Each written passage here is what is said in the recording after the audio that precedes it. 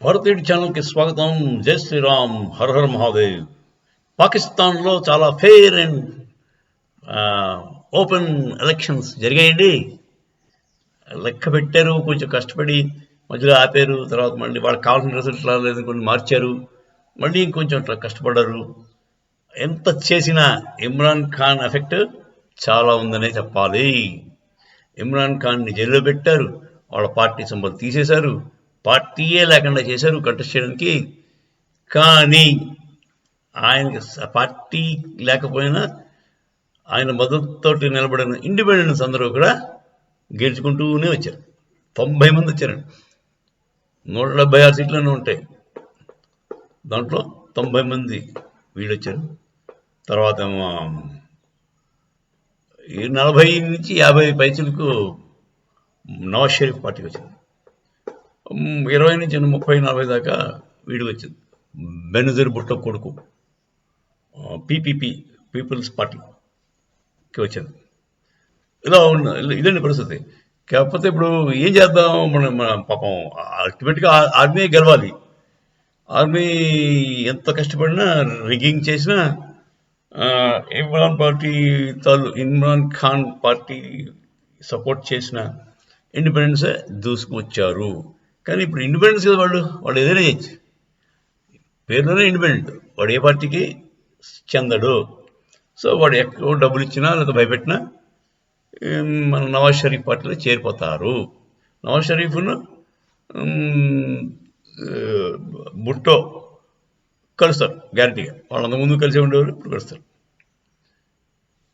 వాళ్ళు కలిసి వాళ్ళతో పాటు కొంతమంది ఇండిపెండెన్స్ కలుపుకుంటే మనకు కావాలని లెక్క మనకు వచ్చేస్తుంది. Army safe, Pakistan is unsafe. కానీ పీపుల్ మాత్రం చాలా, వాళ్ళకి అర్థమైపోతుంది ఈ రోజుల్లో. సోషల్ మీడియా ఉండగా ఎవ్వరూ ఇన్ఫర్మేషన్ ఆపలేరండి.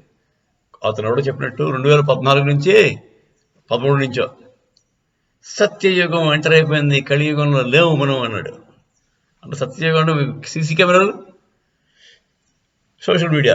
సీసీ కెమెరాల్లో మీకు అంతా ఏం జరిగిందో తెలిసిపోతుంది. సోషల్ మీడియాలో అది పట్టబడైపోతుంది. మనం మీడియాని కంట్రోల్ చేద్దాం. పూర్వం అయితే బ్రిటిష్ వాడు ఉన్నప్పుడు ఒకటే పేపర్, న్యూస్ పేపర్ ఉండేది, వాడి కంట్రోల్ ఉండదు. ఆల్ ఇండియా రేడియో వాడి కంట్రోల్ ఉండదు. ఏం చేయడు, ఎవరిని కావాలంటే వాడిని హీరో చేశాడు. గాంధీ పెద్ద హీరో, మహాత్ముడు ఎలా అయిపోయాడో ఆవిడకి అర్థం కాదు. వాడు సౌత్ ఆఫ్రికా నుంచి వచ్చినప్పుడే పెద్ద రిసెప్షన్ అండి, గ్రాండ్ రిసెప్షన్. ఎలా అయిపోయాడు, అంత పాపులారిటీ ఎలా వచ్చేసింది?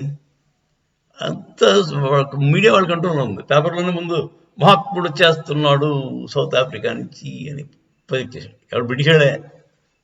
వాడిని మనకి అంటగట్టి 1919 జోనెల్ వాలాబాగ్ ఇన్సిడెంట్ అయిన వెంటనే ఇప్పుడు మనకు స్వాతంత్రం రావాల్సిన అవసరం ఉంది. అది రాకుండా బ్రిటిష్ వాళ్ళు గాంధీ చేత కాపాడుకున్నారు. గాంధీ వల్ల అది రాలేదు. గాంధీ మన దేశానికి చేసిన ద్రోహం అంతా ఇంత కాదండి. మహాత్ముడు పాపం ఎక్కడున్నాడో కానీ మనకి మాత్రం చాలా తీరని ద్రోహమే చేశాడు. సరే, ఆయన లాయల్టీ ఎవరికి ఉందో మనకు తెలీదు. కొంతమంది అయితే బ్రిటిష్ టూజ్ అంటారు, అతను బ్రిటిష్ వాళ్ళ స్పై అంటారు. వాళ్ళకి జీతాలు కూడా ఇచ్చేవారంటారు. గాంధీ గారికి జీతం కూడా ముట్టేదట బ్రిటిష్ గవర్నమెంట్ నుంచి. తర్వాత ఇంకోటి క్లియర్ కట్గా అతను జైలులో ఉండేవారు. 14 ఏళ్ళు జైల్లో ఉన్నాడు అంటారు. చాలా కష్టపడ్డారండి మన కోసం.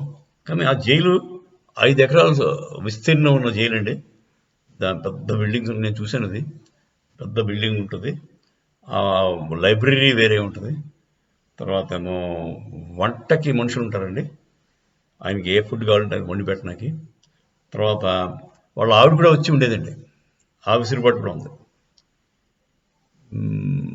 అదండి గాంధీ గారి జైలు వృత్తాంతం. చాలా కంఫర్టబుల్ జైలు అండి. అలాంటి జైలు ఇప్పుడు ఎవరికైనా వస్తే ఎవరైనా ఆప్ట్ చేస్తారు. మీరు కూడా వెళ్తారు, చక్కగా వెళ్తారు.